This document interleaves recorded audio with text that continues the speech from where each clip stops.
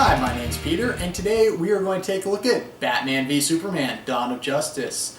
Now, there's been a lot of criticism about this film. It's a very divisive film, and deservedly so. However, it's a really good film. In fact, there's this one theme in the film that everyone is overlooking. So, in this video, I am going to go and tell you why this flawed film is worth having a look. Alright, where to begin on this one? There's so many things. First off, I like the film. I'm not ashamed of that. That said, I also think Transformers: Age of Extinction is a great film, so take that what you will. This film is very flawed. There's no denying that. There's a lot of questionable casting choices. There's a lot of things that you just wonder what the hell's going in there. There's a lot of scenes that are clearly missing. And there's a lot of scenes that just added in, which I understand that they're building to stuff, but don't make any sense in the context of the film. So, this film is a sequel to Man of Steel, which many of you know was the Superman film that was meant to reboot the franchise after the death of Christopher Reeves. With Christopher Reeves being pretty much unanimously approved of as being an amazing Superman, Henry Cavill came in to take his place, and it just seemed not to work for a lot of people. It has nothing to do with the character, even though I think that the actor is a bit wooden. I think it had more to do with the script, where they're not giving Superman enough to do.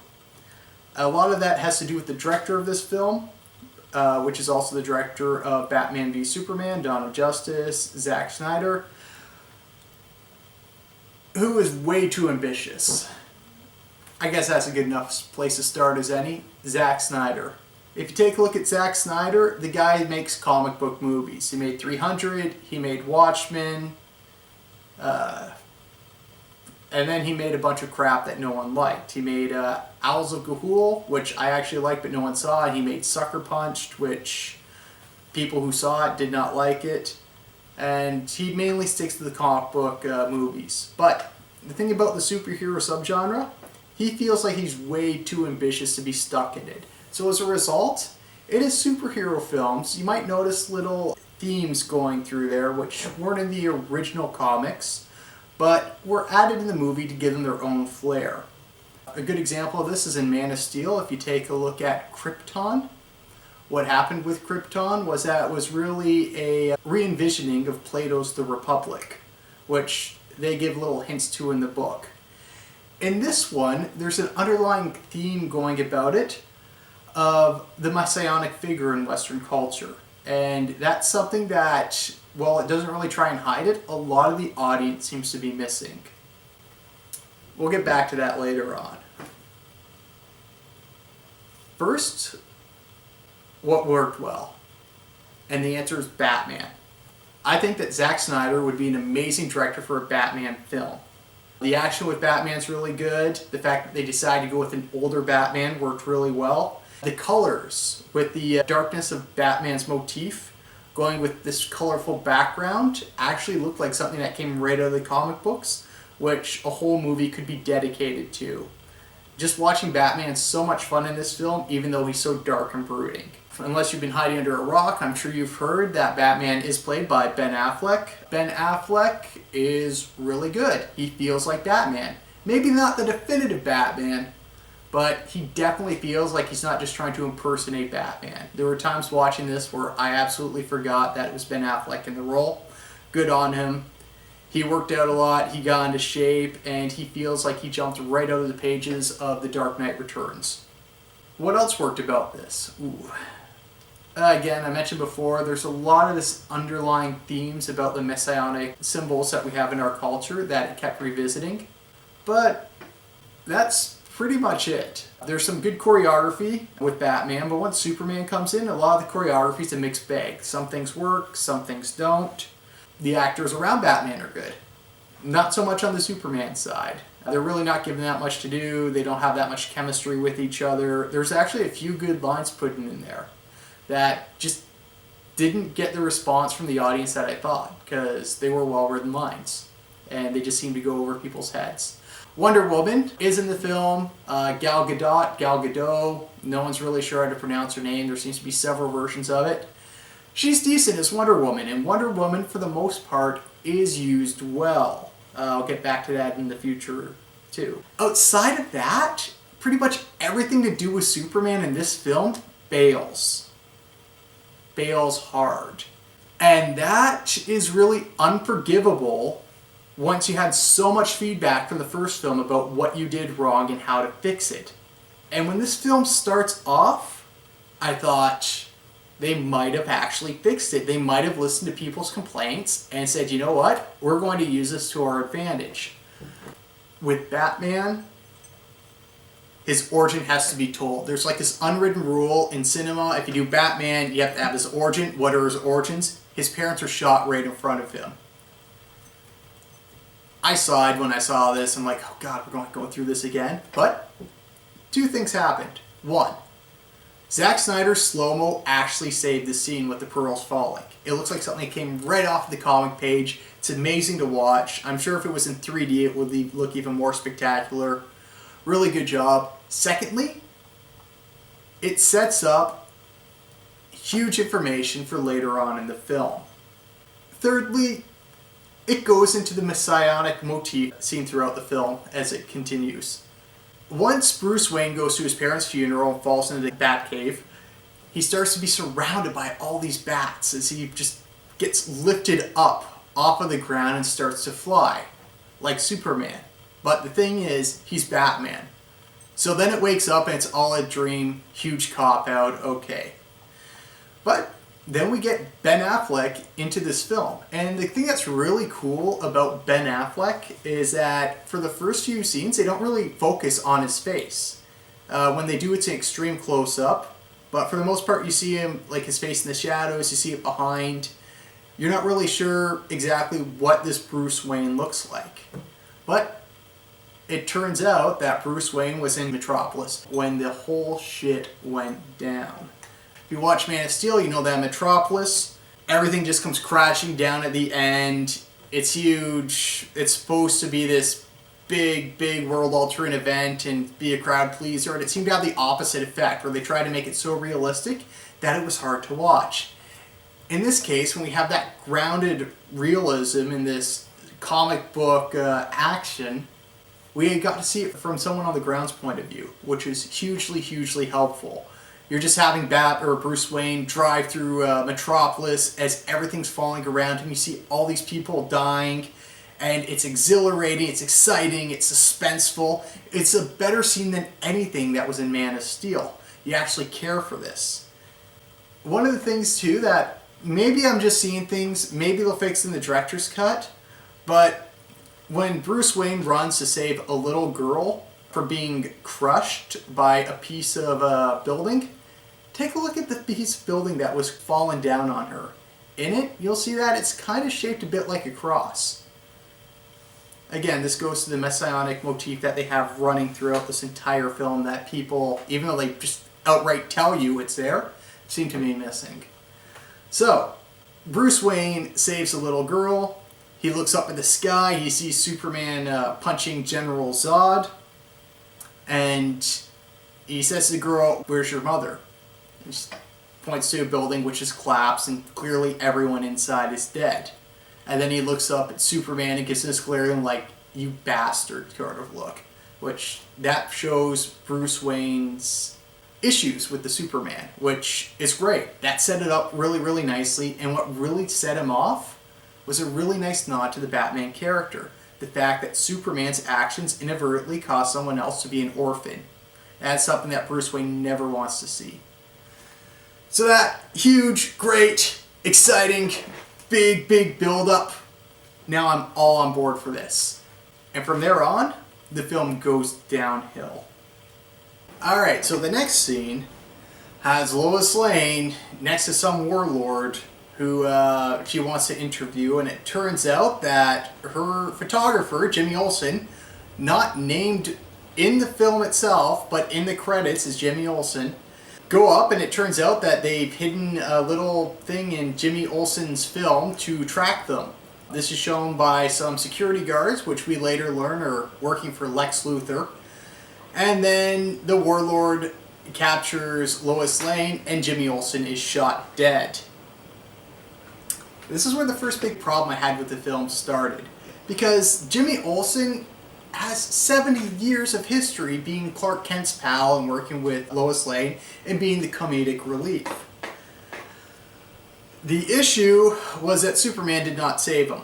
Superman comes right after that. Now, if I were to make this film and I'd actually show, hey, my Superman saves people, he doesn't have to save everyone, but saves people close to him. The gun would be right up to Jimmy's head, the guy would pull the trigger, and then we'd see that Superman's holding the bullet, going, he stopped just in time. You live. You're going to be arrested. Oh God, that was terrible. And not just that, it's that the director, Zack Snyder, just didn't care about the character. It could have been any random character, but they're like, no, we're going to have it be Jimmy Olsen that gets killed. Which makes even less sense when you realize that Jenny Olsen is a character in Man of Steel. So I just assumed she was supposed to be like the gender swap version of Jimmy Olsen. They just have continuity issues with that. Anyways, Superman doesn't save it. Lois Lane gets captured again, as she's known to do. And then the guys who shoot Jimmy Olsen are like, you know what? We're just going to shoot all the villagers in this little African, I assume it's African, in this little African village. And then everyone goes, Superman, you're responsible for killing these people. No, Superman doesn't use bullets. Do you remember that? Do you remember that issue where Superman just picked up a bunch of guns and said, I'm going to shoot you all, and then did it? No, because it never happened in any iteration of the characters. You'd have to be a complete idiot to do that. Not just that, they just did not kill these people with any bullets. They killed them with special LexCorp bullets made by Lex Luthor, which were a prototype for the US military, which would be incredibly easy to track back to Lex Luthor, a guy who, as we're going to find out shortly, is starting an anti-Superman crusade. Superman goes back to the Daily Planet, he goes back to Lois, and no one's in it. They don't really care. They don't know what to do with these characters. They're just there to say, hey, these guys were Man of Steel, we haven't forgotten about them, but we don't know what we're doing. They're there. The end. What's interesting is the newest addition to the cast of Superman's side of the story, which is Lex Luthor, aka the Joker, aka Alexander Luthor, because they decided that this guy might be too controversial to actually be called Lex. That's right. This is Alexander Luthor, that the actor Jesse Eisenberg is playing, not Lex Luthor. And to me, Lex Luthor is one of the absolute greatest comic book villains in the history of comics. Here they decided, hey, you know what's really, really interesting? You know what sells tickets? The Joker. We don't need Lex Luthor. We need the Joker. And we're just going to call him Lex Luthor. Which, whenever I say Lex Luthor, I mean Alexander Luthor. It was clearly a rewrite at a later stage. Whatever. Jesse Eisenberg is playing this is insane. But that on its own isn't bad. The actor himself really commits to this role. He's really doing something different with it. It just doesn't work with the character for the most part. And that is only if you compare it to the historical version of Lex Luthor that we've gotten every other iteration of Superman ever. On its own, it's not bad. He's crazy, but he's crazy smart as well. He has a bunch of plans, and thankfully, the rest of the world is just dumb enough to follow them. So, we got Lex Luthor, and he is the dark comedic relief of this movie. Everything in this film revolves around Lex Luthor. Without him, you do not have a film. And a lot of the stuff, at least in the theatrical cut, is implied. I do believe in the director's cut, they will explain that he knew who Bruce Wayne was and that Bruce Wayne was Batman. I think that it will make it clear that he sent pictures to Clark Kent to set him up. I think that they will show that this guy's an absolute genius. Here, you actually have to think about what's going on and figure it out for yourself. And there are enough hints in this in order to pull it off. But for a superhero film, there was a lot of thinking that you need to do going into this. And that brings me to another issue that a lot of people have with the movie that I didn't mind. The editing. The editing just cuts from one scene to the other. There's no transitions. They have an idea, they set something up, they cut to somewhere else. Then they cut to somewhere else, and then they cut to somewhere else. But it's all leading up to something. Even if everything in this film does not have a payoff, it is absolutely all leading up to something that a lot of comic book fans will see. Comic book fans will know where they're going with this. A lot of the average moviegoers will go, I don't understand that, but there is a promise by the studios that they are going somewhere big with this, and they are actually setting everything in place now. The biggest note on that would be the dream sequence. If people know about the dream sequence, it's pretty much Batman in the Mad Max universe, and how cool is that? Everyone wants to see that.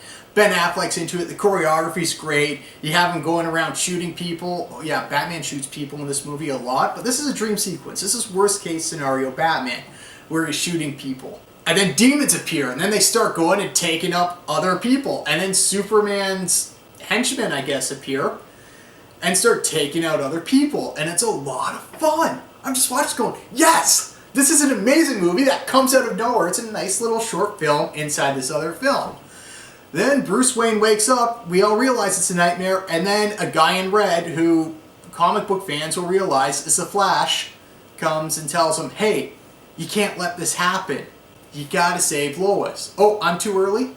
That's all set up. That's all going to be shown in the Justice League movie. I guarantee it's going to be in the Justice League Part 1 or Part 2. They're putting in all the little hints right now. They're setting up all the pieces. And here comes the issue. The issue that I have with that is that it doesn't make sense with the dream sequences. I kept just racking my brain for my comic book knowledge going, maybe a telepathic guy is sending him these images. I'm like, how would a telepathic guy know that stuff? And then I thought, well, maybe a telepathic guy was sending these images through time?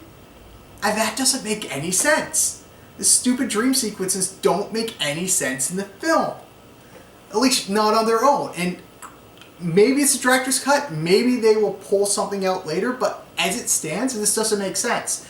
And this doesn't just happen with dream sequences. This happens near the end of the film for no reason when they bring back Kevin Costner as Clark Kent's Earth dad to talk to Clark Kent about random shit that I don't even remember because it came so out of nowhere that I just look at what happened here. And they give no reason for it. It's not a dream sequence. It's not technology. Maybe it's his ghost. We have not established that there are ghosts in this universe, but maybe, I don't know.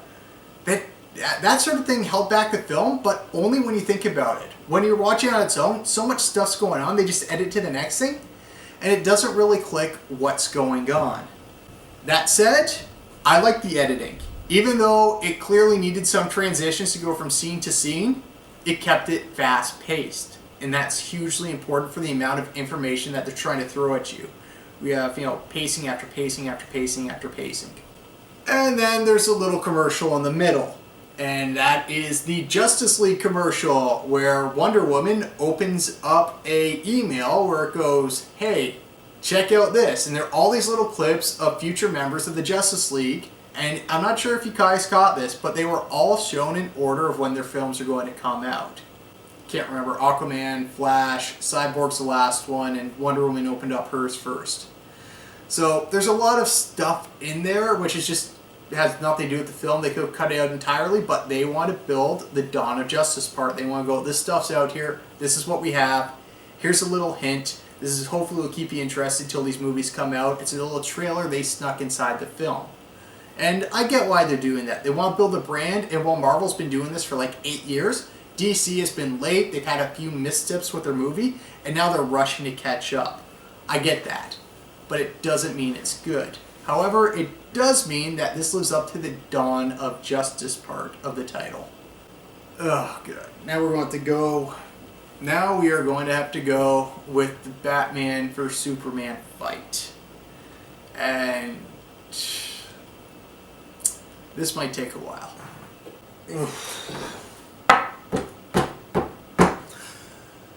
Where do we begin with this fight? It's in the title of the movie. We expect it to happen. In pretty much every version of the Justice League, Batman and Superman meet up before the Justice League is founded. People today want to see fights and they want to see their superheroes fight each other. We know this is going to be a one-sided battle. We know that. I mean, Superman can pretty much kill the entire world if he wants to. It's one of the reasons why Batman hates him in this. So, pretty much the first hour and a half of this film is just setting up how this fight begins. Here's the issue. While we understand perfectly why Batman doesn't trust Superman, it's never explained why Superman doesn't like Batman. He just doesn't. They could have said, hey Batman, you're killing people. I don't want you killing people. Done. But all he says is, Batman, you're a vigilante. Superman, aren't you a vigilante? Don't you go, solving crime on your own? Aren't you a complete hypocrite and not a role model in this case? But whatever, we need to have a fight. Of course, being a Marvel team-up formula, even though this is DC, Lex Luthor has to be the one to set them up to fight each other. And how does he do that? Well, first, Lex Luthor gets some kryptonite. They realize that, hey, this stuff can hurt aliens like Superman, so Batman steals the kryptonite. And then Lex Luthor doesn't have the kryptonite in his possession anymore. He doesn't know what Batman's doing with it. Thankfully, Batman's weaponizing it, and he's making a kryptonite spear, and he's making kryptonite gas. He's doing this all to prepare to fight with Superman. As far as we know in the theatrical cut, I'm pretty sure the director's cut will show that Lex Luthor knows this is going on. Theatrical cut, this is all going without Lex Luthor knowing anything. And Lex Luthor goes down and he's like, I need to make these two fight. So he realizes that Superman is Clark Kent, and then he kidnaps Clark Kent's mother, who appears about an hour into the film with no introduction. You have to have watched The Man of Steel in order to realize who she is, or even care about her. Then he kidnaps Superman's mother, and he goes, hey, Superman, if you want to see your mother alive again, you're going to have to kill the Batman. Thankfully for Lex Luthor, Batman is turned on his bat signal, and he's just waiting for Superman to come on down so that he can kill him. This is purely coincidental. Without working together, these two are just teaming up to take down Superman. So, Superman goes, well, I don't want to kill Batman, but I don't want my mom to die. And he goes over to ask for Batman's help. Except Batman attacks him. But again, this is Superman. The attacks do nothing. So, instead of just going, hey, Batman, and closing his eyes so that he doesn't laser him and having his hands up so that he shows he's not a threat, saying, hey, I don't want to hurt you. I need your help to save my mother. Superman just keeps going till he gets injured, and then he pushes Batman. And then they fight for 20 minutes. And at first I'm thinking, okay, even though this whole fight's completely avoidable by saying, I don't want to fight you, can you help me save this innocent woman, because I know that's what you claim you do. They just fight, and they keep fighting. And then Batman uses kryptonite gas to go and weaken Superman, so that Superman is vulnerable. He's just a normal human. Thankfully, it's a Zack Snyder movie. Everyone's working out. Superman's working out. He wants to show you that he's got, mad muscles, bro. And then he can punch Batman, and he doesn't have to hold back because he doesn't have his powers at that point. Then the powers come back. And then the same thing happens again. And it gets boring. And eventually they're running out of stuff to do. They're literally throwing everything at each other, including the kitchen sink. The bathroom sink. There's no kitchen in the abandoned island that they're fighting on. And so Superman's down, and there's this nice little hint in there that Superman, could just burn Batman's face off, but he's holding it back. He's going, maybe I want to have this guy actually help me. So then he says, save Martha, as he's letting Batman kill him. And Batman's like, Martha, why are you saying the name Martha? It's like, save Martha. How do you know that name? And then Lois Lane runs out of pretty much nowhere, and goes, Martha's his mother! Well, it turned out that Lois Lane, she knew she got kidnapped before the mother got kidnapped. It's convoluted. But anyways, she knew that this fight was going down, so she took a helicopter to fly all the way to this abandoned island, which is literally just on the other side of the bay. So Gotham and Metropolis are as close as Windsor and Detroit in this film. Makes you wonder why there's any crime in Gotham City, because, you know, Superman's right there. But anyways, she goes, she's like, Martha's his mother. And then Batman goes, Martha, my mother's name was Martha too. And then they stop fighting, become best friends, and team up to save Martha. And the fight that follows is actually really good. It's one of the highlights of the film. I highly recommend you watch it, and chances are you've seen clips on it online. It's where Batman goes and pretty much single-handedly destroys an entire group of private mercenaries. It's great, except Batman kills with guns, which are pretty much the two things his character would never do in any other iteration except for Tim Burton's really, really crappy one. I'm sorry, I really don't like those Tim Burton movies, but I actually think this is the same continuity as the Tim Burton films, but that's another video entirely. So, Batman, by using guns and not using non-lethal stuff to save Martha, saves her. And then Superman goes and confronts Lex Luthor and goes, ha, your plan has failed and I've caught you. And right there's where the movie should end. Oh no. Oh no. No. You're just entering Act 3, people. At this point, we've seen Batman fight Superman. We've seen what the world's like with both the heroes in it and, you know, how they're responding to it. Then the film goes, hey, you know what'd be really cool? A big punch out. So they create one of the strongest villains in Superman's rogues gallery, Doomsday. And this is not the Doomsday from the comics. This Doomsday is like from Prometheus's We Don't Know How It Works, It Just Does genetic material. Where the body of the villain from the Man of Steel film, General Zod, is mixed with the blood of Lex Luthor and then put into an alien ship. And hey, you got Doomsday somehow. Fans didn't like how it looks. I don't like how it looks. Looks like an orc. They promised us a fight went on, he'd look more like the comic book version. He kind of does, but not really. It didn't really get to that point. Oof. Doomsday. He's a force of nature. Can barely think, just there to do destruction for destruction's sake. Happens close to Superman. So Superman does what he should have done in Man of Steel. He actually goes and tries to save people. He gets the danger away from people, and he punches Doomsday up into space. And it's great! All you just see is Superman punching this thing over and over again and get higher and higher out of the atmosphere. It's something that Superman would do. It's something that his character should do. It's actually Superman. And I appreciate the fact that they put this in the movie. And so this is going to be a really, really cool fight. You got Superman, you got Doomsday, they're punching it out. Really, what can Batman do in this? Nothing. And then the government goes, hey, we need to be involved in this film somehow. Let's nuke them both.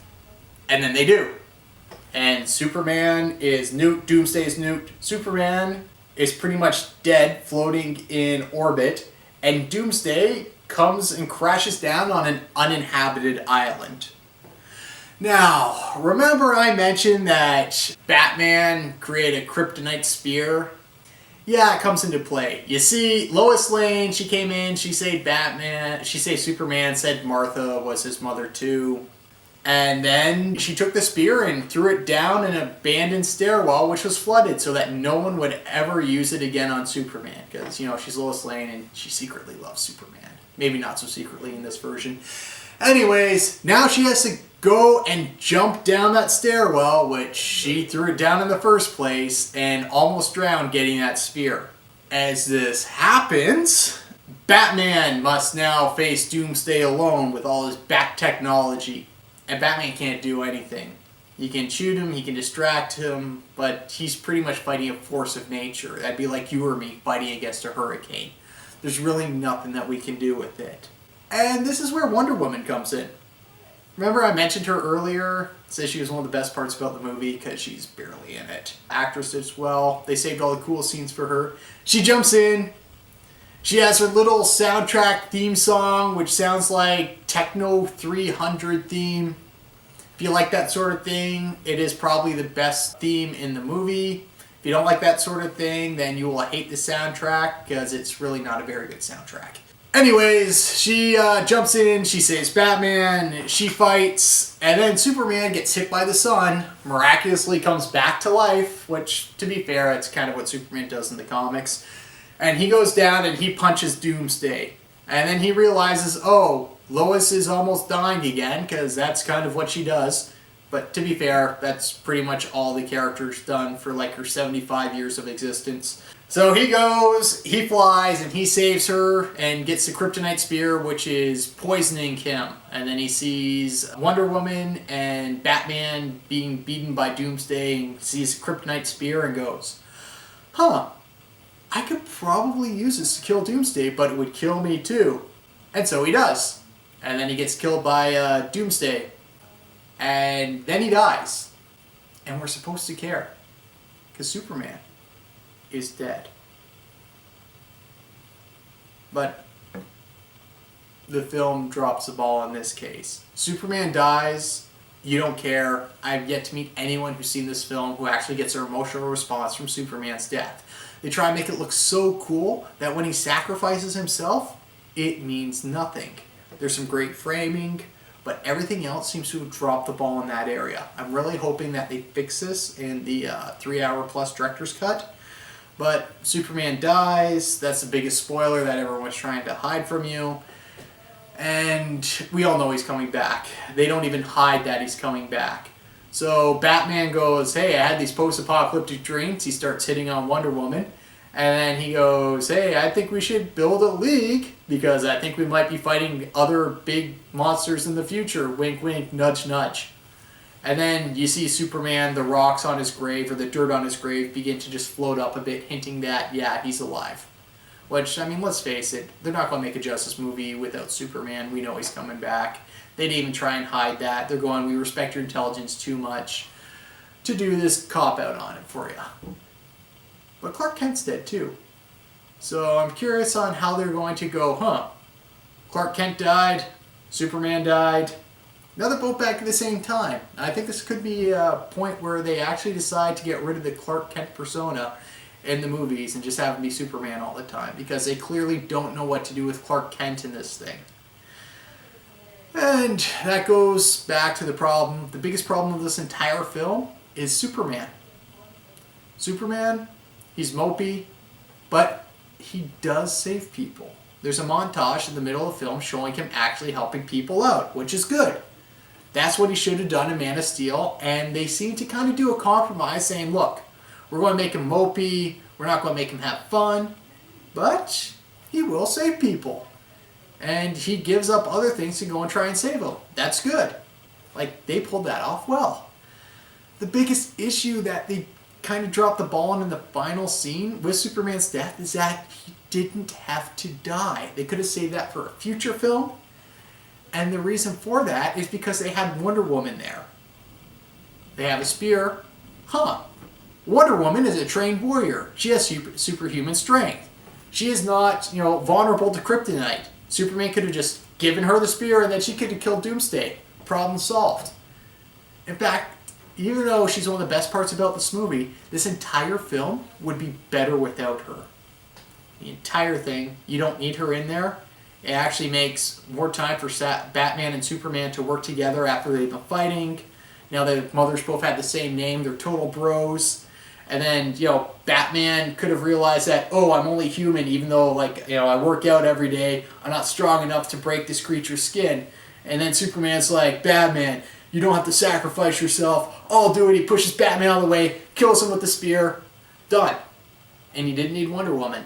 And you could have just, hinted at her for a future film somehow. So, Batman vs. Superman. Very flawed film.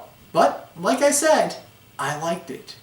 And the reason for that is that there is a theme that I guarantee you someone is going to jump on and someone's going to deconstruct as this film hits on Blu-ray and DVD, and then they can just take out these pictures. That's what I mentioned earlier. It's taking a look at the deconstruction of the messianic myths in modern culture. Batman. At the beginning, he has a dream that he's flying. He's lifted off the ground. He's ascending. He thinks he's better than human. And he acts that way through the film. And as he goes through there, you realize that this is a broken man. This is a guy who doesn't really want to be doing this stuff anymore, who doesn't get any joy out of it, who doesn't think that he's making a difference. But he's out there, and he's doing this because he has his own little complex. And when he sees someone who has the powers of pretty much an old Olympic god who has thunder out of the sky, who can go and, destroy mountains just by crashing into them, yeah, he's the one to be concerned about that. Lex Luthor, same idea. Lex Luthor, he could fit a number of mythological things with this. He could be Nietzsche. He could be Prometheus. There's a lot of ways you can interpret this character. He could be the flawed humanity that destroys the gods that we see. Because, let's face it, if people just left Superman alone, he would have made the world a better place. But they don't. And as a result, through miscommunication, we have this entire event, this entire movie that doesn't need to happen. And because it does, everyone is worse off because of it. Take a look at how we view religious figures today. How we have the extremism throughout the world. That's seen in here. Take a look at the opposite effect, where people get so angry they'll be violent because your God is unlike another person's God. And then you have people who go, well, wait a second, what if we just give up this idea of gods at all? And then we have people who go, I could be a god. Even though I'm human, I want the power of the god. I want people to worship me like a god. And we have people like Batman who go, I'm going to push the limits of what humanity can do and kind of border on being a god myself, just with everything that I have. I want to go up there and fight amongst gods. So the entire thing is a disaster for everyone. But during the television interviews, they actually talk about gods and him being a modern god, the godship, and what we see as gods now is different than what we saw as gods even 50 years ago.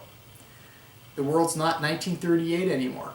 The idea of this Superman in our world would be disastrous, whereas back in 1938, it would bring hope. The entire idea of this film is to deconstruct how we look at mythic figures and gods. And that, the film does very well. We've seen what happens with it, and it's always going to be disastrous. And the entire thing that flips it on its head at the end is that Superman is hinted at fulfilling the Christ-like version. He died for your sins, he saved the world, and at the end, he's going to be resurrected and come back, and then he's going to become that Christ-like figure all over again. So you can read a lot in that film in that way, and if you read it as that, it's actually a very good film. But the problem is, the film's not just about that. It's about Batman fighting Superman, and it's about building up a Justice League movie. Because of that, the major theme, the major points of this film seem to be forgotten, and it comes across as a muddled mess. So, if you see this film, what I'd recommend is try and get as much of it spoiled as you can. Try and take a look at what other people think about it, so that when you're watching this film, your mind isn't working overtime saying, who's that, why should I care, where's this leading, where's that going? All that stuff, once you get it into you and you're able to watch it and analyze it when it's going on in front of you, knowing all this information and the themes, it's actually a solid film, despite its major flaws. And I am highly predicting that the R-rated director's cut is going to be a lot better than what we got in the theater. So I recommend that if you have a chance to see this at matinee or at home, go watch it, because why not? My name's Peter, these are my views on the movie, and I hope to see you again when another big controversial blockbuster happens, possibly this summer. Possibly Ghostbusters.